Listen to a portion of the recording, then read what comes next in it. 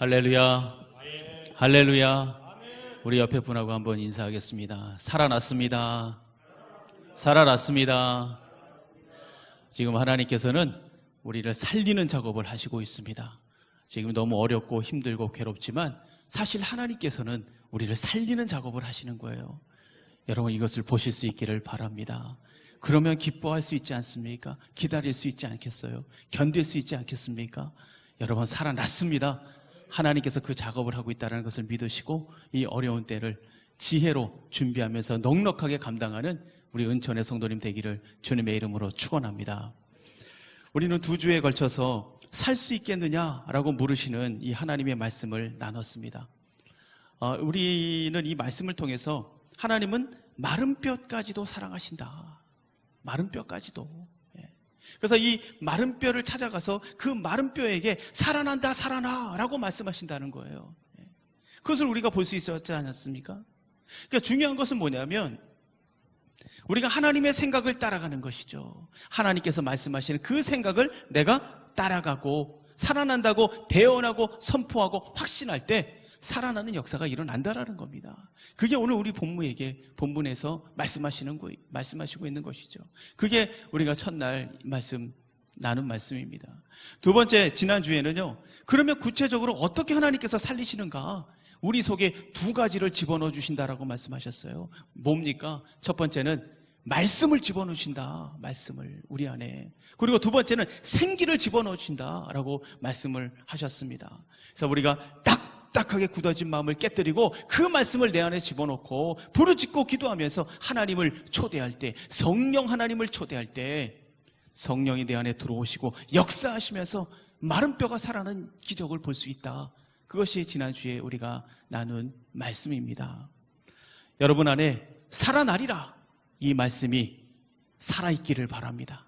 살아나리라, 살아나리라. 완전히 마음속에 새겨져 있으셔야 돼요. 이 뇌리에 박혀 있으셔야 됩니다. 살아나리라.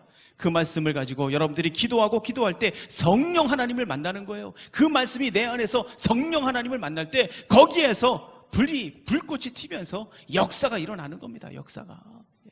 말씀을 붙들고 있고 기도하는 하나님의 놀라운 은혜가 여러분 안에 있을 때, 그것이 만날 때 역사가 일어나고 여러분의 가정이 살고 교회가 살고 또 민족이 살고 무너지고 넘어지고 쓰러진 모든 것들이 다시 일어나는 역사가 일어날 줄로 믿습니다.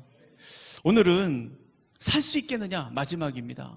마지막으로 이제 말씀을 나누겠는데요, 우리를 살리기 위해서 하나님께서 늘 사용하시는 2가지가 있습니다. 살릴 때에는 반드시 이 2가지를 사용하신다는 거죠. 그래서 이 2가지를 함께 나누면서 다시 한번 살아나리라, 이 마음이 여러분 안에 새겨지기를 주님의 이름으로 축원합니다. 첫 번째는 뭐냐면요, 한번 따라해 주시기 바랍니다. 인생의 승부는 꿈에서 결정된다.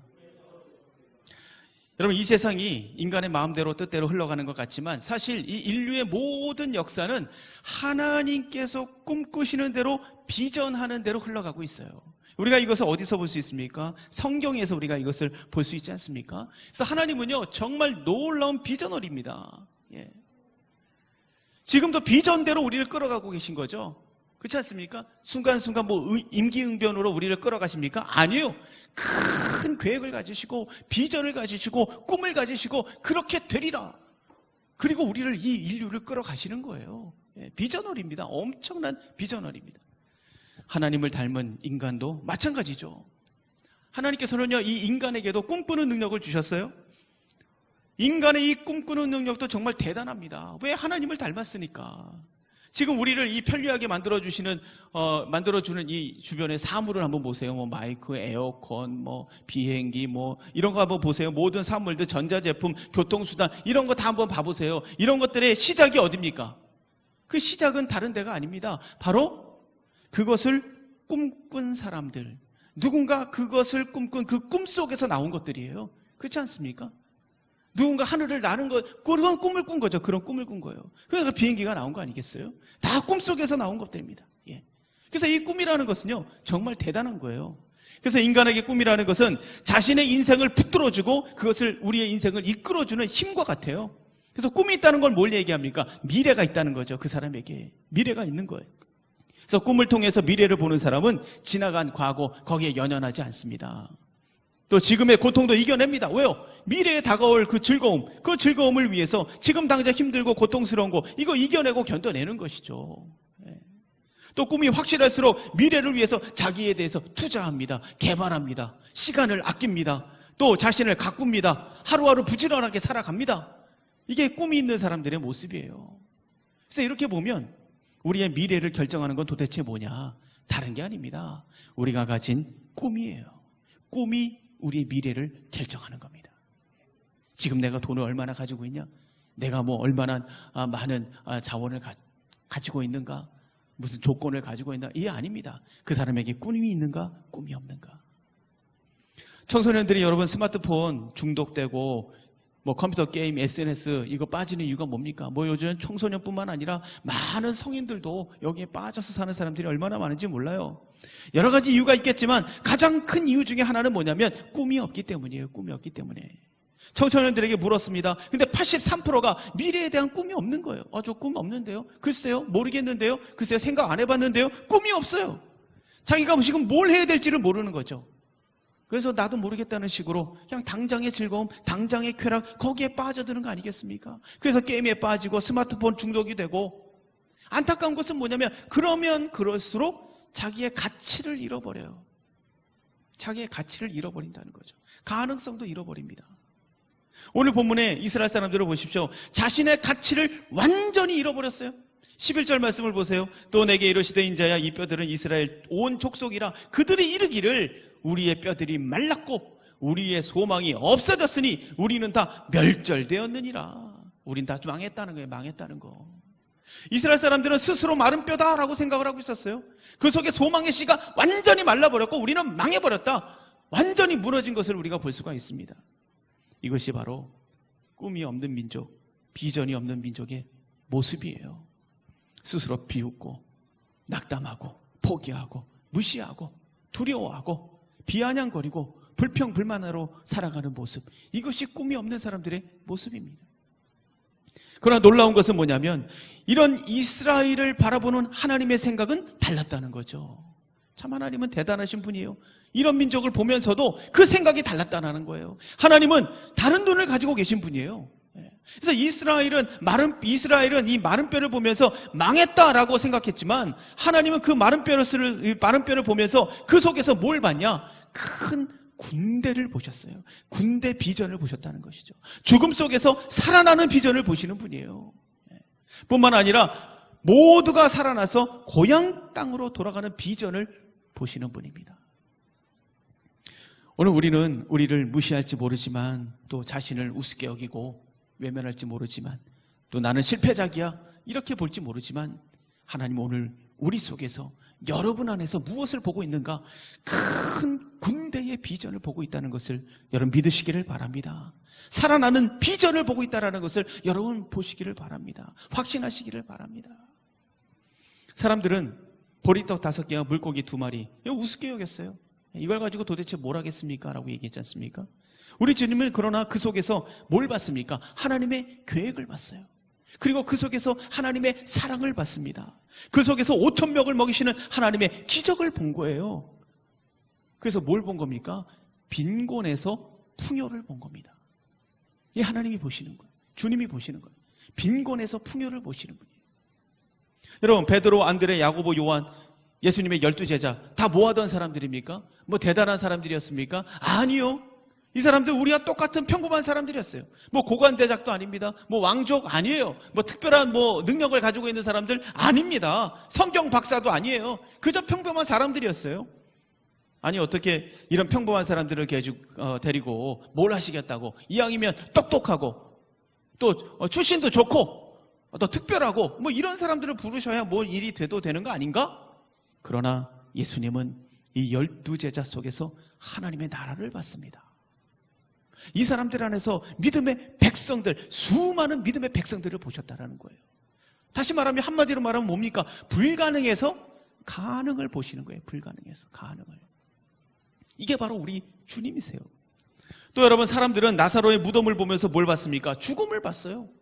예수님을 믿고 따르던 사람들조차도 죽음 외에는 뭐 그 무덤을 보고 뭘 생각하겠습니까? 아무것도 생각하지 못했습니다. 그러나 예수님은 이 나사로의 무덤을 보면서 뭘 봤습니까? 부활을 봤습니다. 부활을. 그리고 나사로는 예수님께서 보신 대로 무덤에서 부활했어요. 한마디로 말하자면 주님은 죽음에서 생명을 보신 거예요. 자, 이렇게 우리 주님은요, 빈곤에서 풍요를 보시고 불가능에서 가능을 보시고 죽음에서 생명을 보시는 분이에요. 여러분은 뭘 보고 계십니까?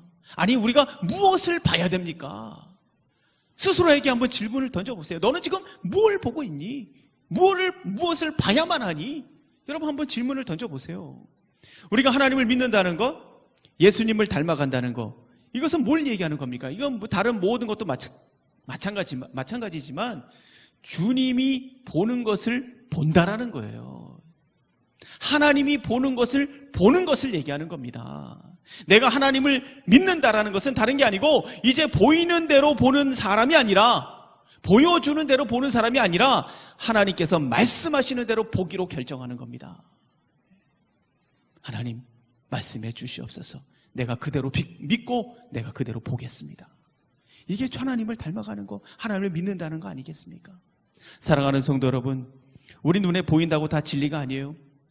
들린다고 다 진리가 아닙니다. 진리는 하나님의 말씀이죠. 하나님의 말씀을 가지고 보실 수 있어야 돼요. 하나님의 말씀을 가지고 내 자신을 볼 수 있어야 되고, 말씀을 가지고 내 옆에 있는 사람을 볼 수 있어야 되고, 말씀을 가지고 기업을 보고 나라를 보고 이 교회를 볼 수 있어야 된다는 거죠.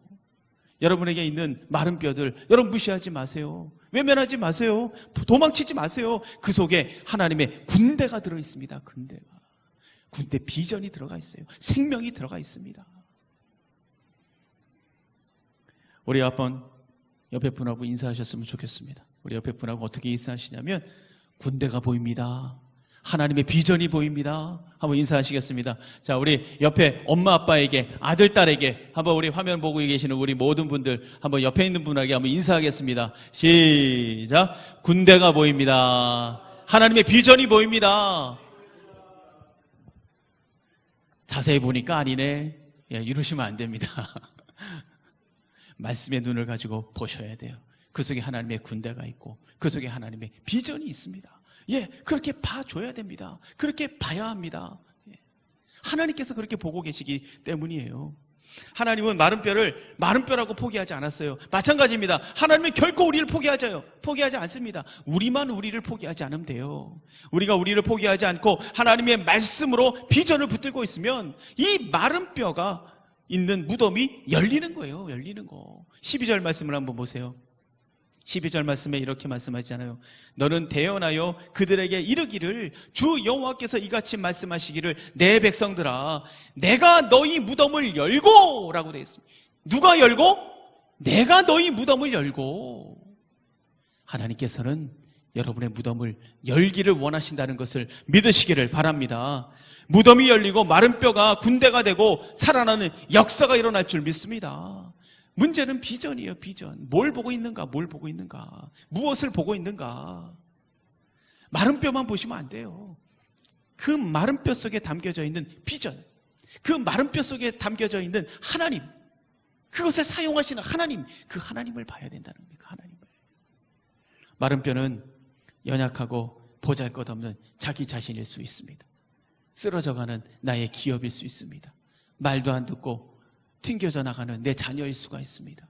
뭐 하나 제대로 안 되는 내 인생일 수도 있습니다. 꼬여만 가는 관계일 수도 있습니다. 그러나 성령 하나님은 뭐라고 말씀하십니까? 연약한 곳에 임하신다라고 말씀하고 있어요. 연약한 곳에. 그 마른 뼈와 같은 곳에 임하신다. 사도 바울도 이렇게 말합니다. 고린도후서 12장 9절, 나에게 이르기를 내 은혜가 내게 족하도다. 이는 내 능력이 약한 데서, 어디서? 약한 데서 온전하여짐이라. 그러므로 도리어 크게 기뻐함으로 나의 여러 약한 것들에 대하여 자랑하리니 이는 그리스도의 능력이 내게 머물게 하려 함이라. 사도 바울은요, 그 마른 뼈 같은 약한 곳에 그리스도의 능력이 임한다라는 것을 알고 있었습니다. 그래서 그 연약한 거, 그 마른 뼈 같은 거, 그걸 오히려 내가 사랑한다. 내가 그걸 자랑한다. 왜요? 그곳에 주님이 임하시기 때문에. 그리스도의 능력이 임하시기 때문에 내가 오히려 약한 것을 자랑한다. 사랑하는 성도 여러분, 마른 뼈를 포기하지 않고 그 속에서도 비전이 있다는 것을, 비전이 있다고 말씀하시는 분이 바로 여러분의 하나님 아버지십니다. 마른 뼈 속에서도 비전을 볼 수 있는 영성, 이 영성이 여러분에게 충만하기를 바랍니다. 그래서 하나님께서 보시는 비전을 함께 비전하면서 무덤을 열어가는 저와 여러분이 되기를 주님의 이름으로 축원합니다. 두 번째는요, 한번 따라해 주시기 바랍니다. 기도가 내 꿈을 지키고, 기도가 내 꿈을 진행시키고, 기도가 내 꿈을 성취합니다. 여러분, 한마디로 기도는 비전 성취입니다. 기도가 비전 성취예요. 마른 뼈에게 하나님의 말씀이 선포되고 그 속에 생기가 들어갔을 때 마른 뼈가 살아나는 기적이 일어났습니다. 그리고 그 마른 뼈들이 큰 군대가 되는 놀라운 장면을 에스겔이 목격을 했습니다. 이게 뭘 얘기합니까? 지금 이스라엘은 마른 뼈 같지만 회복될 거라는 거예요. 회복될 거라는 거. 그걸 약속해 주시는 환상입니다.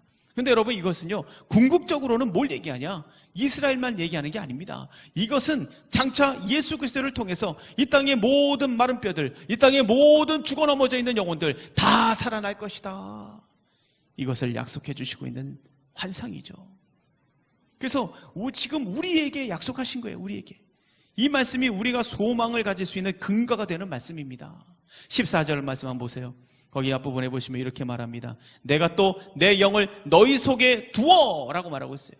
내 영을 너희 속에 두겠다. 그리고 너희를 살려내겠다 라고 지금 14절에서 말씀하시고 있지 않습니까? 우리에게 성령을 보내시고 그 성령께서 우리 안에 거하시게 하겠다. 그리고 그 성령이 너희를 살릴 것이다. 여러분, 이 약속이 어디에서 시작이 됩니까? 신약에서 마가의 다락방에 성령께서 임하시면서 놀라운 기적 같은 일이 일어나지 않습니까? 사람들이 막 다른 방언으로 얘기하고 성령이 바람같이 불꽃같이 임하셔서 하나님의 역사가 일어나지 않습니까? 그때부터 성령께서 임하시면서 본격적인 사역이 시작되는 거예요. 자, 그러면 우리 생각합니다. 이제 그러면 끝났네. 성령께서 오셨으니까 뭐 저절로 되는 거 아닌가? 나는 이제 가만히 있으면 되는 거 아닌가? 성령께서 오셨는데 저절로 복을 받는 것이고 내가 하는 것이 아니고 하나님께서 하시는 건데, 성령께서 하시는 건데 나는 이제 가만히 있으면 되지 뭐. 아닙니다.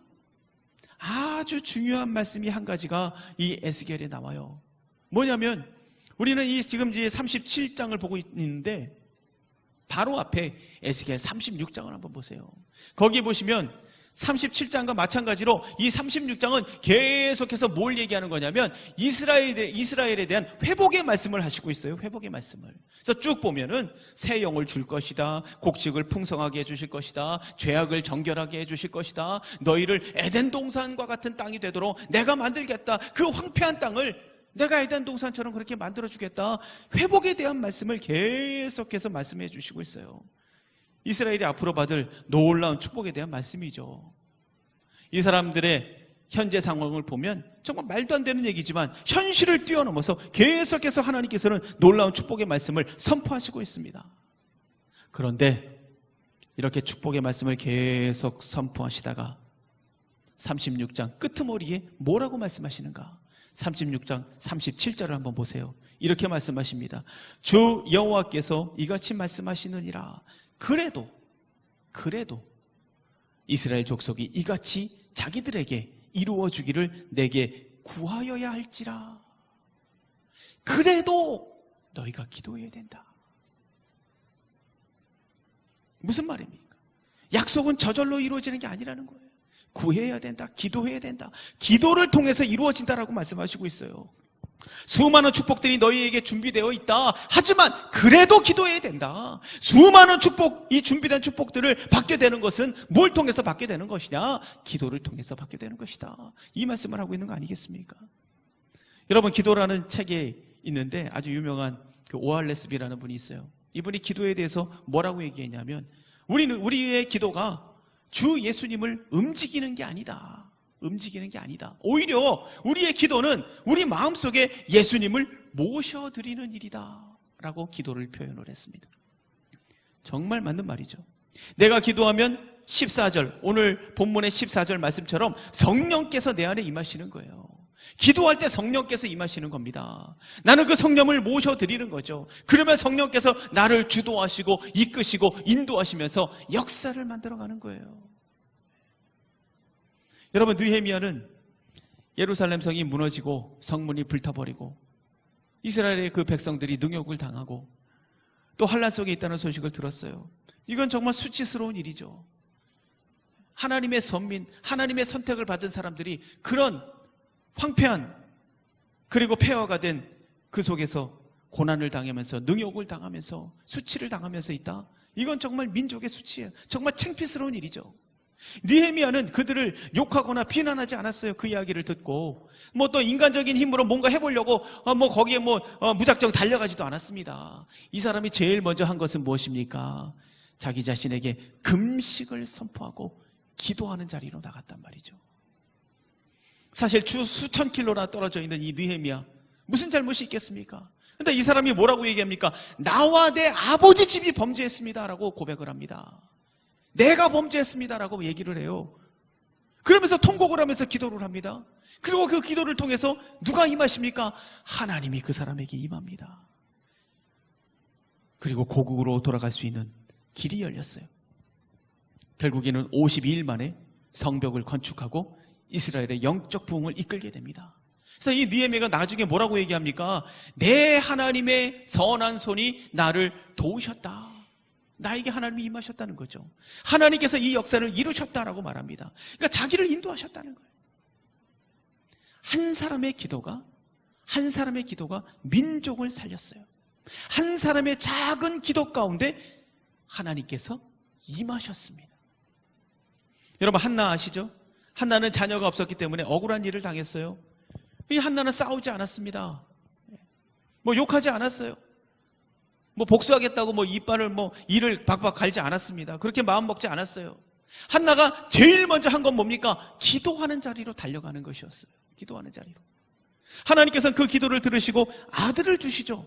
한나는 고백합니다. 내가 기도하였더니 하나님께서 내 기도를 들으시고 아들을 주셨다.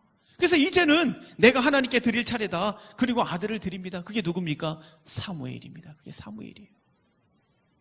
사무엘은 이스라엘을 이끄는 민족의 지도자가 되죠. 한 여인의 작은 기도가 위대한 지도자를 탄생하게 만들었어요.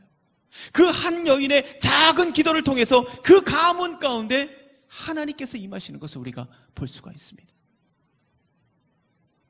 또 여러분, 이스라엘 백성들이 아말렉과 싸울 때 모세가 손을 들면 이스라엘이 이기고 손을 내리면 아말렉이 이기는 일이 있었습니다. 그래서 이 아론과 훌이 모세의 양쪽 팔을 붙들고 있었지 않습니까? 결국에는 그래서 승리했어요. 여기서 말하는 게 뭡니까? 다른 거 아닙니다. 그 전쟁의 주인은 누구냐?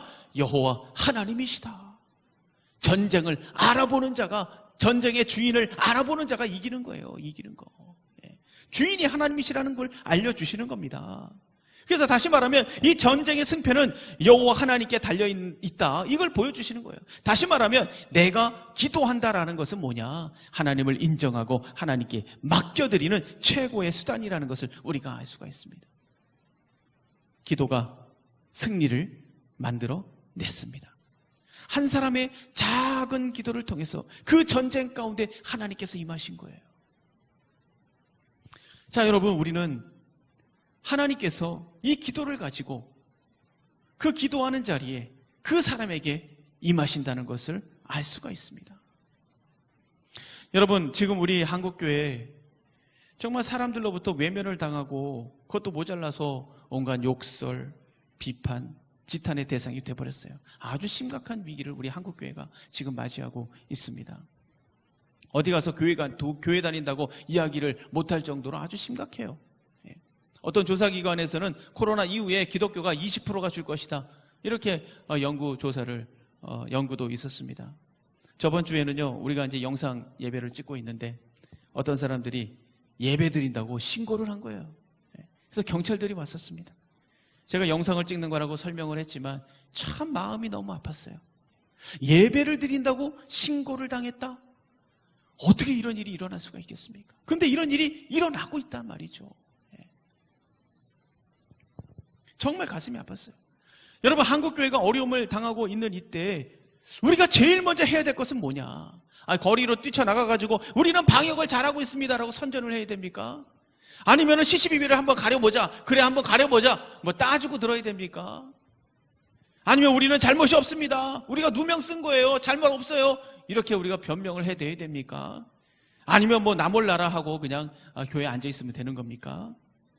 그러나 여러분, 우리가 이런 취급을 받게 된 것은 코로나 때문만은 아닙니다. 그걸 알아야 돼요. 그동안 사회로부터 신뢰를 점점 잃어가고 있었지 않습니까? 교회가 세상을 향해서 뭘 해야 됩니까? 희생하고 헌신하고 비전을 제시하고 의미 있고 가치 있는 삶이 뭔지 보여주고 시대를 이끌어 가야 되는데 그렇지 못했던 것이 사실입니다. 오히려 세상 사람들에게 실망만 주고 문제거리고 걱정거리고 우리가 그런 존재가 되어버렸지 않습니까? 이제 우리는 어떻게 해야 됩니까? 어떻게 해야 이것을 회복할 수 있겠습니까? 어떻게 이 문제를 우리가 해결할 수 있겠습니까? 저는 그것을 느헤미야에게서 찾고 싶습니다. 느헤미야는 자기 민족의 수치를 자기의 죄라고 말했어요. 어떻게 보면 그것은 그 사람과 전혀 상관없는 일일 수 있어요. 그러나 느헤미야는 그것을 자기 죄라고 말했습니다. 어떤 사람을 지목해가지고 너 때문이야 라고 말하지 않았어요. 자기 죄라고 말하면서 통곡을 했습니다. 여러분 마찬가지예요. 한국교회의 수치를 보면서 여러분 어떤 생각을 갖고 계십니까? 여러분도 손가락질 하십니까? 여러분 그러지 마세요. 그러지 마십시오. 이건 너 때문이야 라고 말하시면 안 돼요. 특정한 사람을 지목해서 당신 때문입니다. 난 잘못 없어요. 당신 때문이에요. 당신이 똑바로 하지 않기 때문입니다. 여러분 이렇게 말씀하시면 안 됩니다. 이런 식의 태도로야말로 자신이 그리스도의 한 지체라는 것을 망각하는 것이죠. 우리는 한 몸뚱이에요. 한 몸이에요. 근데 어떻게 서로 손가락질을 할 수 있겠습니까? 이런 식의 태도는 정말 하나님의 몸을 망가뜨리는 것이죠. 느헤미야는 자신의 죄라고 말하면서 금식을 선포하고 기도하기 시작했습니다.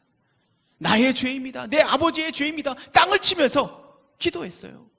여러분 한국교회 수치를 보면서 우리가 가장 먼저 해야 될 것은 뭐냐? 이것을 자기의 죄로 인식하는 영성이에요. 이게 바로 내 죄입니다. 내 죄. 예. 주변에서 예배드린다고 신고받은 거 이게 바로 내 죄입니다. 내 죄. 우리의 죄입니다. 우리 교회가 기도하지 않은 죄입니다. 내가 기도하지 않은 죄입니다. 내 죄로 인식하는 그런 영성이 있어야 된단 말입니다. 영성이. 거기에 희망이 있지 않겠습니까? 거기에. 그리고 그것을 가지고 하나님 앞에 엎드려서 통곡하고 회개하고 기도하는 것이 아니겠습니까? 그것이 우리가 해야 될 일 아니겠어요? 느헤미야를 보면 우리가 알 수 있지 않습니까? 바로 그때 하나님께서는 느헤미야에게 임하십니다. 이스라엘 민족의 수치를 해결할 수 있는 정말 도저히 어떻게 할 수도 없는 상황이었는데 그것을 해결할 수 있는 길을 하나님께서 열어주십니다. 하나님은 우리를 기다리고 있습니다. 우리가 회개하며 기도하고 기도할 때 이 한국교회 수치 해결됩니다. 잃어버린 신뢰 회복됩니다. 한국교회 부패와 타락 해결할 수 있는 길을 하나님께서 열어주실 줄로 믿습니다. 우리의 지식으로 우리의 이 얄팍한 머리로 어떻게 이런 것들을 해결할 수 있겠습니까? 그러나 우리가 매달리고 내 죄라고 부르짖고 하나님을 찾고 하나님을 초청할 때 하나님께서 길을 여시고 하나님께서 해결하시고 회복하시고 그래서 우리 한국교회가 복음으로 이 구원의 길을 열고 새로운 미래를 제시하고 세상의 소망이 되고 빛이 되는 이런 날이 오도록 내가 기도해야 되지 않겠습니까? 이것은 우리가 머리 쓴다고 되는 게 아닙니다. 성경 많이 알고 있다고 되는 게 아니에요. 교회 오래 다녔다고 되는 거 아닙니다. 마가복음 9장 29절 이르시되 기도 외에 다른 것으로는 이런 종류가 나갈 수 없느니라. 사랑하는 성도 여러분, 지금은 기도할 때입니다. 조용히 잠잠히 엎드리셔서 기도하실 때 하나님의 사랑은 본질적으로 나누고 베푸는 것이죠. 사랑이 가지고 있는 기본적인 습성은 나누는 겁니다. 나누는 거. 여러분 기도도 마찬가지예요. 이 성숙한 기도는 받는 게 아니에요. 성숙한 기도는 나눠주는 겁니다. 베푸는 거예요. 여러분의 기도가 필요합니다. 이 나라, 이 민족을 위해서 여러분의 기도가 필요하고 우리 은천교회도 여러분의 기도가 필요합니다. 나눠주셔야죠. 베풀어 주셔야죠. 요즘 마음대로 어디 가지도 못하고 답답하지 않습니까? 그러나 기도하기에는 딱 좋은 시기입니다. 어디 나가지도 못하고 꼼짝 못하게 방 안에만 있어야 되잖아요. 아주 하나님께서 기도할 수 있는 최적의 조건을 만들어 주셨어요. 여러분의 안방을 기도처로 삼고 그 자리에 엎드려서 기도하고 기도할 때 그 기도를 통해서 하나님은 이 민족, 이 나라와 이 민족을 살아나게 하시고, 그리고 또 한국교회가 살아나고 은총교회가 살아나고, 그러다가 여러분 그런 기도하다가 여러분의 가정까지 살아나고 복을 받는 그런 역사가 있기를 주님의 이름으로 축원드립니다. 그런 말씀을 맺습니다. 비전을 갖는다는 거 쉽게 생각하지 마세요. 사실은 생각보다 굉장히 어렵습니다. 스스로 한번 물어보세요. 나의 비전은 무엇이냐? 옆에 있는 자녀에게 물어보십시오. 아빠에게, 엄마에게 한번 물어보십시오. 비전이 뭐예요? 무엇을 바라보고 있습니까?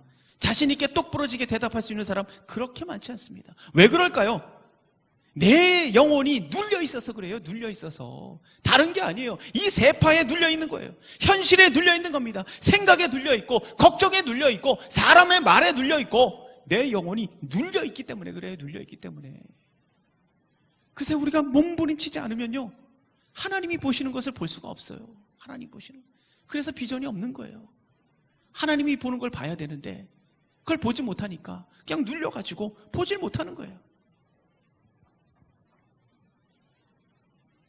하나님이 보시는 것을 볼게 해달라고 몸부림칠 때 여러분의 눈이 열리고 하나님이 보시는 것을 보실 수 있을 줄로 믿습니다. 몸부림치세요. 하나님께서 보게 해주실 줄로 믿습니다. 여러분 또 기도하셔야죠. 하나님은 여러분의 기도가 필요합니다. 여러분의 기도를 또 사용하기를 원하세요. 그래서 말씀하시는 거예요. 그래도 간구해야 돼. 너 축복이 눈앞에 있어? 그래도 간구해야 돼. 나라와 민족을 위해서, 교회를 위해서, 가정과 기업과 너의 인생을 위해서 그래도 기도해야 돼. 여러분 40일 광야 기도가요, 이제 일주일 남았습니다. 일주일 남았어요. 시작할 때 이게 언제 끝나나 이런 마음도 있었고, 우리 전사님들 얼굴이 하였었는데 이제 좀 생기가 이렇게 조금씩 돌아오고 있습니다. 생기가. 일주일 남았습니다. 일주일. 지금까지 못하신 분들도 괜찮습니다. 끝이 좋으면 됩니다. 끝이 좋으면. 그래서 시간을 정해놓으시고 여러분 기도하세요. 우리 하나님은 어떤 분이십니까? 아침에 들어간 사람하고 저녁에 들어간 사람하고 임금을 똑같이 주신 분이에요. 똑같이 주신 분. 은혜가 있습니다. 은혜가.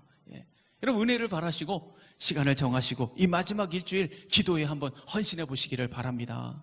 그래서 TV 채널만 돌리지 마시고요, 40일 광야 기도 이 축복, 이것을 바라보면서 시간을 딱 정하시고 있는 곳에서 형편대로 기도하시는 거예요. 나라를 위해서. 내가 뭐라고 아닙니다.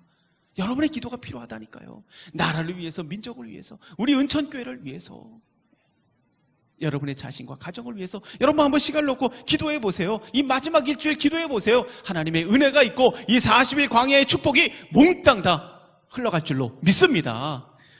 이런 하나님의 은혜가 있다는 것을 여러분 믿으시기를 바랍니다. 오늘 하나님께서 다시 한번 물어보시고 계세요. 살 수 있겠느냐? 우린 대답해야 됩니다. 살아나리라, 살아나리라. 이 확신을 가지고 기도할 때 마른 뼈가 살아나고 군대가 일어나고 놀라운 생명의 역사가 여러분 가정 가운데, 또 우리 은천교회 가운데, 이 나라 이민족 가운데 충만하기를 주님의 이름으로 축원합니다.